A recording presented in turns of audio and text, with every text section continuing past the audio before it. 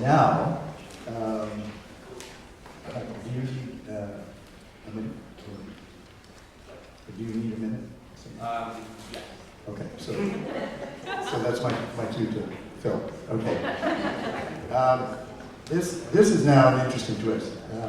Martin Velez is a master's student in the music technology program. He's extremely knowledgeable and talented in many ways. Software and interfaces. The music technology program has many facets, but they're particularly well known for interface design, developing new interfaces for musical instruments and media and all that sort of thing, and robotic instruments, by which they mean essentially acoustic instruments that are controlled by software, and interactive technologies. Martin is working with me actually on an independent study project right now that's leading partly to his master's thesis, and he is exploring interfaces that involve monitoring the brain, the human brain. I had a very good time working together. The field of music and neuroscience, which is a field that I actually have been involved in for many years, has exploded recently. It's become a huge field. And there has been, in the last couple of decades, the development of what's called BCI, brain-computer interface. That's a research area that is also very advanced these days. And of course, there's lots of brain research going on, but neuroscientists have found studying music to be a particularly fertile territory. And with the work that I've been involved with, I've been going around to conferences and giving speeches about my early work, and now there's an internationally active field called BCMI, Brain-Computer Music Interface, which is exploding. We went to given some keynotes at some major international conferences in the last year that have been extremely exciting. Well, we have that here, and Martin is wearing a device which is capable of sensing electrical activity from the frontal lobe of his brain, and he has been working with techniques of extracting information from brain activity to control electronically generated, computer-generated sound, and mixing it with other things and exploring a territory that's called machine learning. Right now it's called deep learning, training what are called neural networks, which are simulations of brain circuitry and software to learn to recognize patterns, how the brain responds when it's listening to a flute versus a drum versus something else. So he's going to give a little demonstration, but are you still singing? Almost there. Almost there. Okay.